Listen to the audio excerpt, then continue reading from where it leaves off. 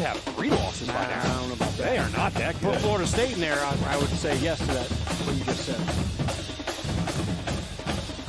On return by Caleb Downs. And he finds a seam. He makes the punter look silly. Caleb Downs, show him what you got. Touchdown, Bama. 5-minute drive now for UTEP. And they will keep it on the ground. Awad just gets pile-driven by Stutzman. Really haven't even tried from the shotgun. That throw's intercepted. Pierce down the sideline. Touchdown. Claiborne, the sophomore, has 1 score so far this season. Rivers will buy a little bit of time. Falling down, lost the football. Play is still live. And recovered by the Monarchs. Lamarian James will take it the other way for the ODU touchdown.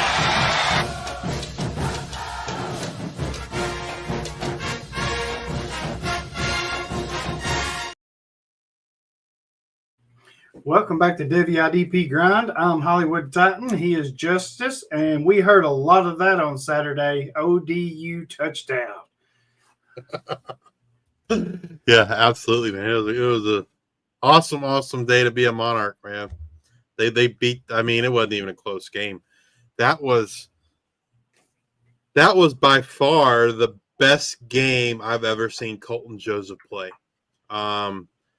There were things, you know. I have media access or credentials for Old Dominion. There were things that I saw in spring camp and fall camp that I had not seen very much of in games up until Saturday. Like, I mean, just like I kept telling people, like, they were always worried about the receivers in the passing game. Like, it's gonna be good. It's gonna be good. Because what I saw in practice, it looked really good. The first 2 weeks in real games, it didn't look so great. But, man, they were firing on all cylinders Saturday. I mean, Colton Joseph was just dropping absolute dimes, man. Like, it was like, I was like, wow. Like, this is what I expected this year. And I just hope it continues, man. Like, the team has the talent. They have the depth to win the Sun Belt, and I just hope that they make it happen. You know, that should be step 1, right? Win the Sun Belt. Step 2 would be make, I guess, the college football playoff. And you know, so much of that's not really in your control. All you can control is the games you play. I mean, just, you know, looking at the group of 5 teams, like if South Florida or Tulane go undefeated the rest of the way, they're in. No one's going to beat them out. It's just not going to happen, you know. South Florida, you know, beat the brakes off of Boise State. They went to Gainesville, beat the Florida Gators. They lost to Miami this week, but Miami's the number 4 team in the nation. Tulane has beaten Northwestern and Duke, 2 Power 4 teams. They play Ole Miss this week. I'm interested to see what happens in that game. Those two teams look like the class of the G5 right now, but we'll see as the season progresses.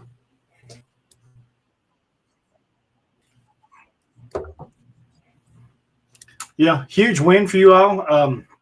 It is going to be hard to, I think, chase down South Florida, especially with their 2 big wins at the start of the year. So it's kind of where you're at. But, man, you're right. Your quarterback, Colton, he was on fire. It's like he couldn't do no wrong. Running, throwing, he was making all the right decisions. Had a huge game, 276 yards passing, 2 touchdowns. He had a 63 yards rushing and another touchdown. I don't know why they didn't line him up at wide receiver and let him catch a touchdown pass because he was that hot. So, yeah, man, he was on fire for sure. While we're talking about Old Dominion, I had a couple people ask me, what's wrong? Where's Jason Henderson? And as we all know, he had to medically retire from football, which really sucks because me and you had talked about it. we thought he was going to. Well, we didn't think he was. We knew if he come back that he was going to make a huge run at the all-time tackle mark, and unfortunately, he's not going to be able to do that. You want to elaborate on what the injury was and how severe it was?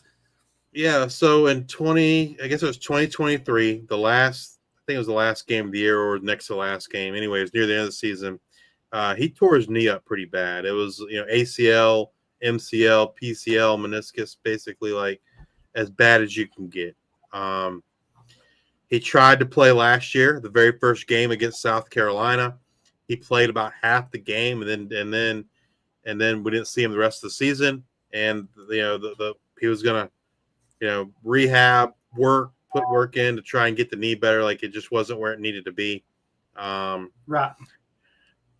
Then this year he plays game 1 against Indiana. And then he does not play game 2 against North Carolina Central. And so then the questions start flying, like where was he at? What's going on? And then like the very next day, that Sunday after North Carolina Central game, he posted on his Instagram that he was stepping away from football. Those were kind of his words. Basically, to try to summarize what he said was, he suffered a really bad knee injury. And I'm not sure. I don't know. It's one of two things. Either A, just like the pain that he was still having as a result of playing football, he just didn't want to deal with. Or two, Right. or the other thing, and it could be a combination of both of these things. Or number 2 was he couldn't play at the level that he was accustomed to playing at. And so for that reason, he decided he didn't want to play anymore. I think maybe it was a combination of the two things. It wasn't like super clear in his message, what exactly it was, but I think it was a combination of those two, like the injury and maybe some pain, as a result of playing football, and then him just not being able to play to the same level that he's been able to play pre-injury, right? And so, man, like it sucks, right? Because when I saw him in spring practice and fall practice, he looked good. He looked like, Jason Henderson. And I didn't think like he looked bad in the first game against Indiana. But obviously in his, from his perspective, he wasn't able to play, and he has a pretty high expectation of himself, right? He's an All-American. So he expects to play at an All-American type level. And I guess he just felt he couldn't play at that level anymore. And so he didn't want to play. He didn't want to play anymore. Wish him the best. I have to give him credit for making a decision like that. That's a grown man decision, right? A lot of people might have strung the team along, throughout the course of the year. And and so like he made a decision. He let everyone know, and if nothing else, it gives the team the opportunity to say, okay, this is how we move forward, versus getting questions every single week about when's Jason coming back? Where's Jason? When's he going to be back? Like that's just a distraction on a team. And like, I remember Right. After the announcement, like the players that we got to interview, I didn't ask them because like, I don't know. Like I just didn't feel right asking them, but like other media members asked those players, like we're asking them about Jason. And they're just trying to get to the bottom of it, right? They're hoping somebody will mess up and say something maybe they're not supposed to, I guess. I don't know, but and it's obviously a big topic, right? Like I say, he's an All-American. He's someone that, in my mind, if he was able to come back and play at that level, no doubt in my mind he would walk away as the all-time tackles leader in college football. I think he needed 150 this season, which I think would have been easily doable had he been able to play at the level we've accustomed to seeing him play. It sucks, but like I said, kudos to him for making a very, big boy adult decision, big time decision, and having the foresight to do it, right? Versus, having the coach having answer questions or other players.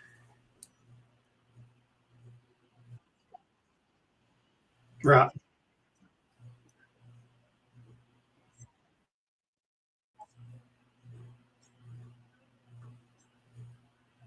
You still with us, Hollywood?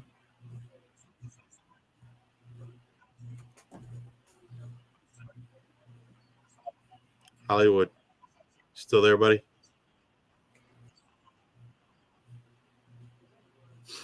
Hello? Tune in, Hollywood.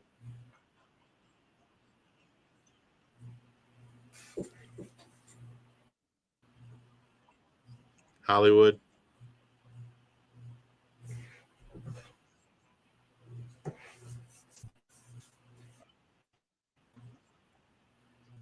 Hello? All right. I guess Hollywood's having some technical difficulties. Not really sure what's going on there. He looks like he's froze. I can hear him in the background, but it looks like his video is froze. So I don't know. Not really sure what's going on. But anyway, yeah. So no more Jason Henderson at Old Dominion. Hopefully, we've seen other guys step up. Seth Nauataloa, Jackson Forrest, a true freshman. Yeah, that sucked. I have to admit, when I was doing my rankings, I didn't want to take him.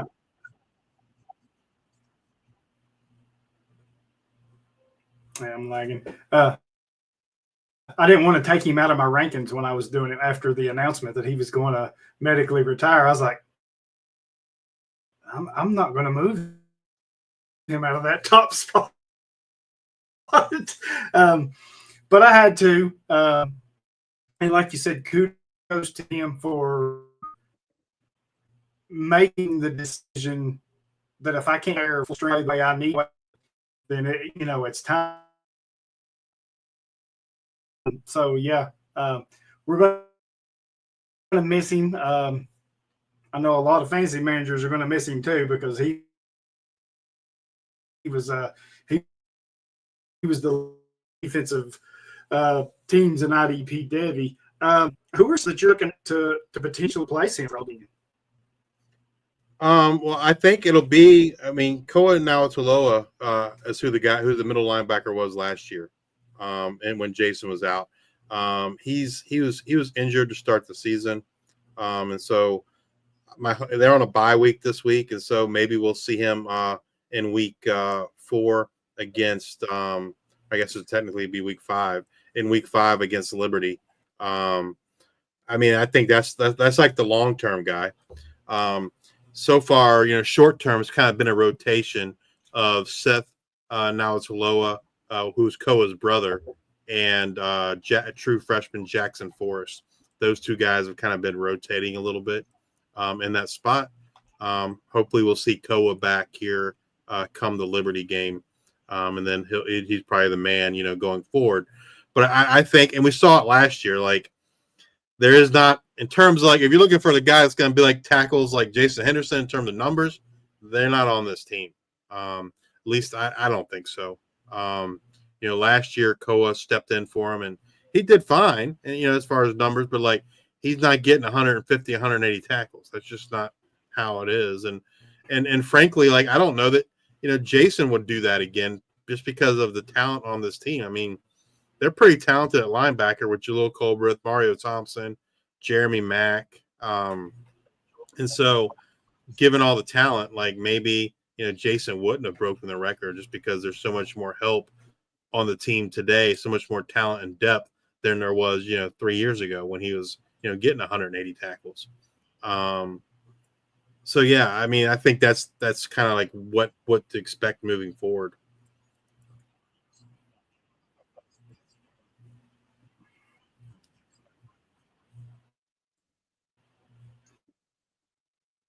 Cool.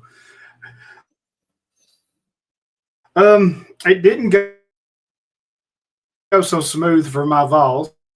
Had the lead late, had a chance to win.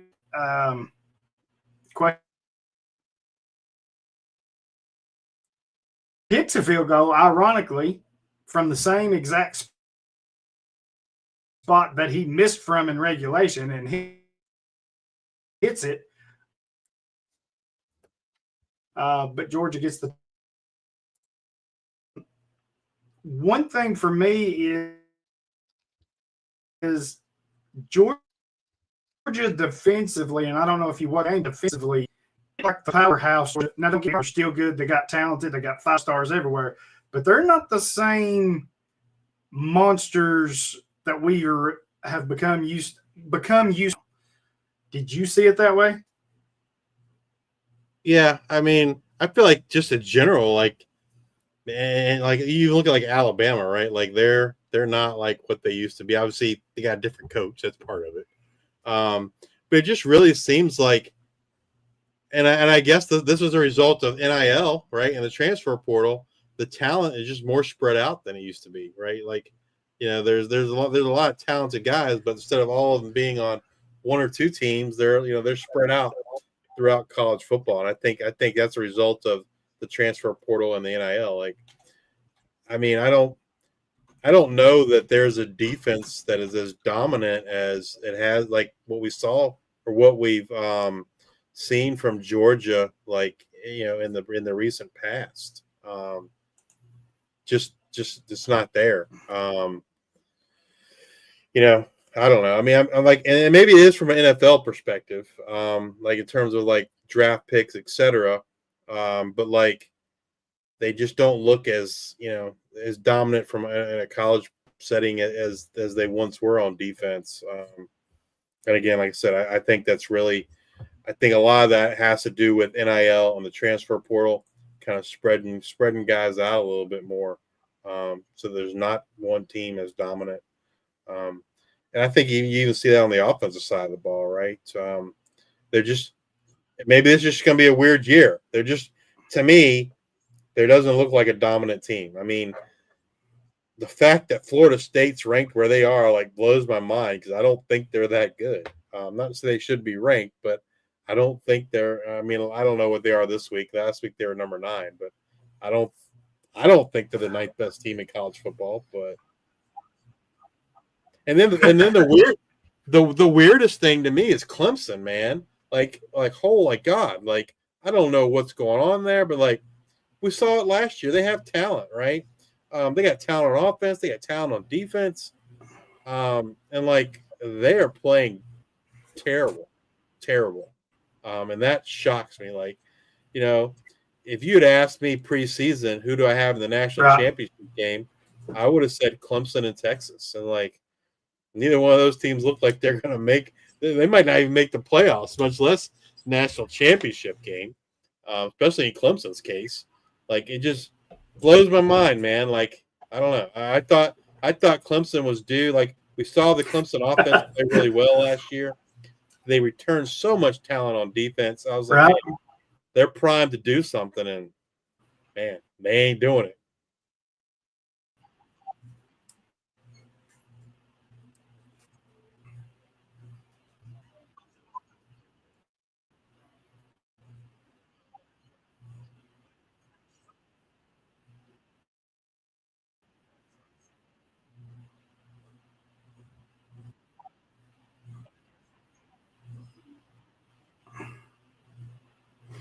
Yeah, well, they were down some starters. They were missing a receiver, missing a lineman. I think they were missing somebody else. But yeah, I thought they would look much better than they did as well. So it was horrible. And you were talking about being a weird year. It's already a weird year because Vanderbilt upset South Carolina, who everybody's loving. Yeah, just it's been a weird. Well, I say 2 weeks. We're into week 3. Well, yeah, week 3. But there's been some strange games already. And if this is the prelude to what's to come, be crazy with some of this stuff. Yeah.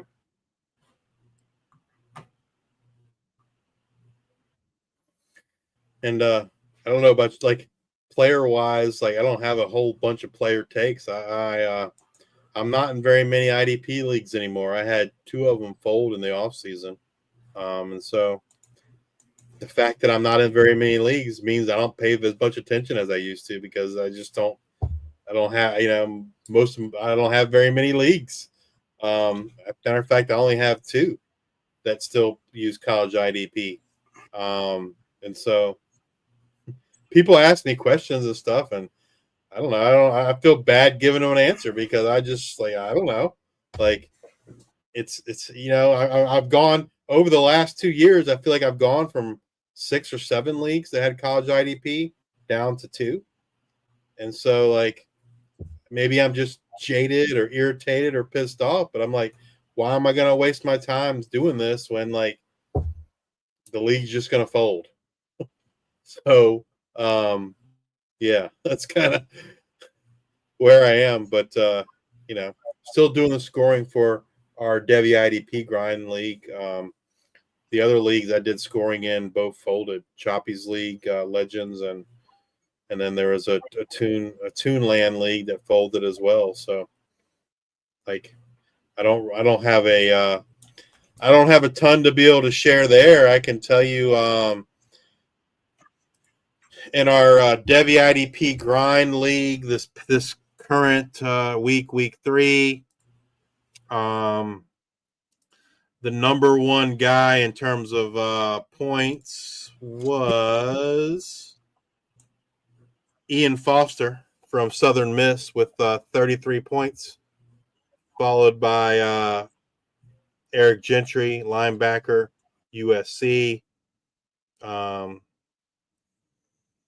CJ Hurd, safety, Vanderbilt. Jamon Tapp, defensive end, Southern Miss. Those are kind of the high guys this past week.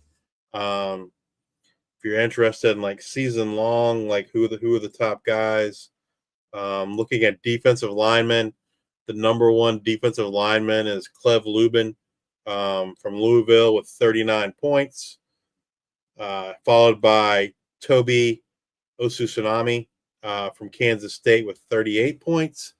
And then Jamal Thompson Jr. from New Mexico State with 33 points. Kieran Crawford, Auburn, 31 points. Looking at like sacks, the number one guy in terms of sacks is Clev Lubin with 4 sacks. He leads college football with 4. Kieran Crawford has 3. Toby Osusanami has 3. If you go over to linebackers, the number one linebacker is Jaden Pearson, Fresno State, 55 points, followed by Austin Romaine, Kansas State, 50 points, and then Jake Golday from Cincinnati with 44 points. And then if we move over to defensive backs, the number one defensive back in terms of fantasy points is Amaris Brown from UNLV with 57, followed by Iman Allen, Sam Houston with 45, and then a guy I'd like to get your thoughts on, Hollywood. I think this guy is going to be drafted come April, and that's Emmanuel McNeil Warren from Toledo with 38 points.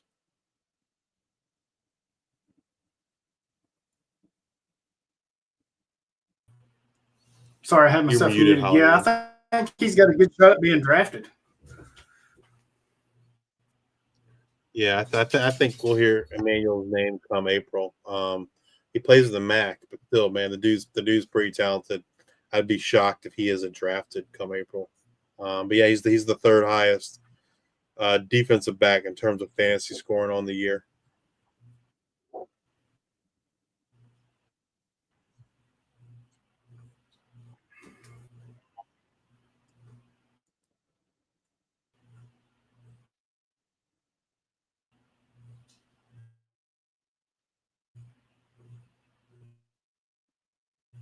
If I go back to week 3 in Devy IDP Grind, can tell you who the top guys that were started. Give me a second. All right.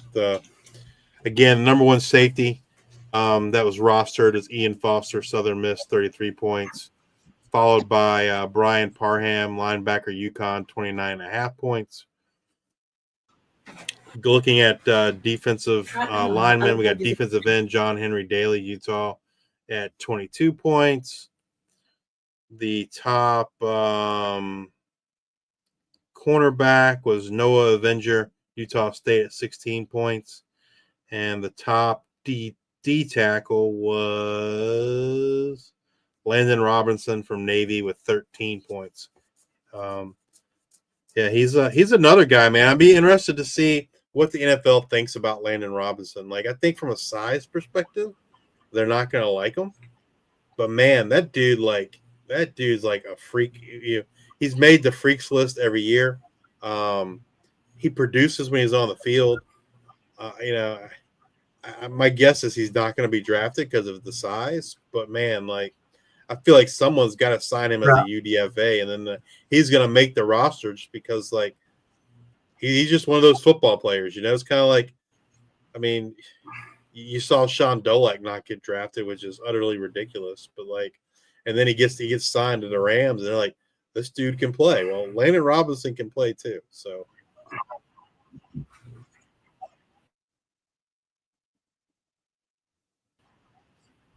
Exactly.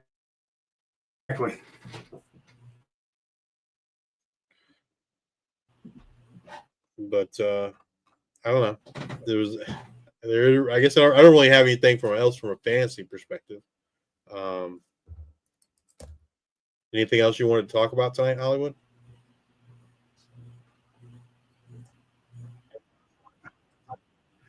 I can cooperate here. Just looking at some of the leaders through 2 weeks of the season, Austin Romaine for Kansas State is leading the NCAA in total tackles with 37, and he leads in solo tackles with 23. He's been a consistent tackler for the past few seasons. Isaiah Chisholm is tied for first in tackle, is third from Tulsa with 36. I have noticed this year that USC, like Eric Gentry and some of the other guys, have been playing a lot better and producing a lot better than they have in the last couple of years.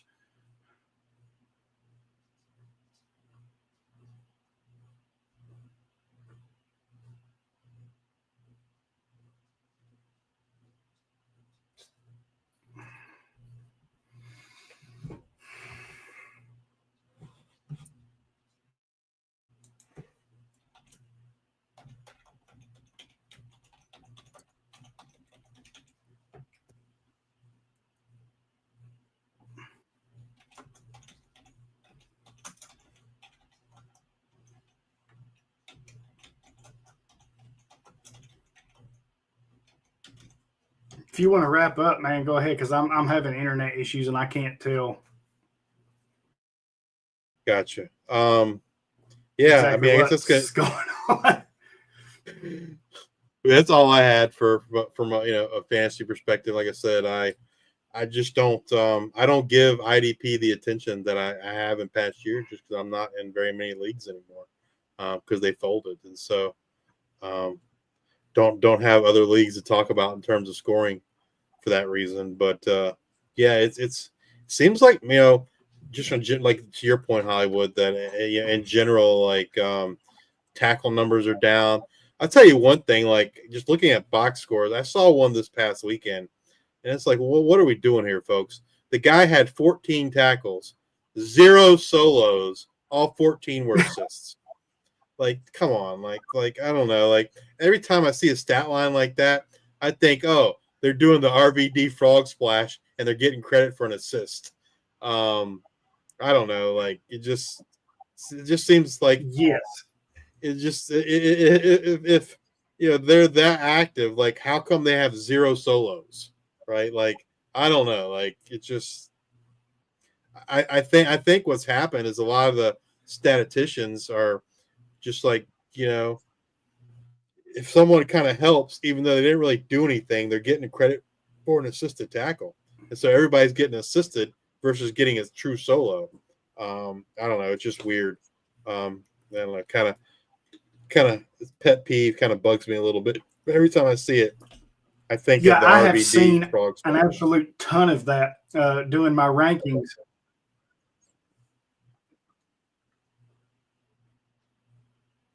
I've been seeing it in the stats when I've been doing my rankings. Like you said, the player will have 10, 12, 13 tackles.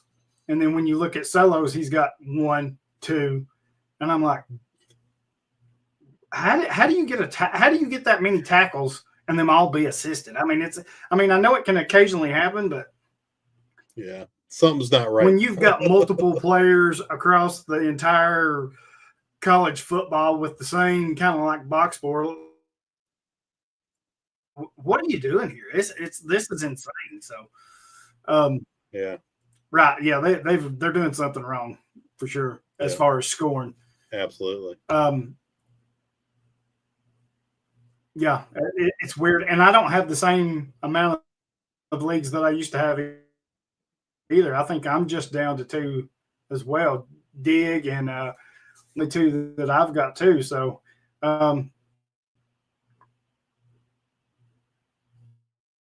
hopefully next year I'll have another league. I hope to have one going. So we'll see how it goes. But yeah, I think Chop had like 2 leagues fold. Yeah. This year because he couldn't get the owners for them. So we'll have to see. Yeah, absolutely. So I guess come back and join us next week. Hopefully we can get Hollywood's internet figured out, and he'll feed the squirrels next week, and they can they'll run some more for him to keep that internet going out there in the sticks. But yeah, all in fun. But yeah, come back, join us next week, and we'll talk about what happened in week 4. So see you then.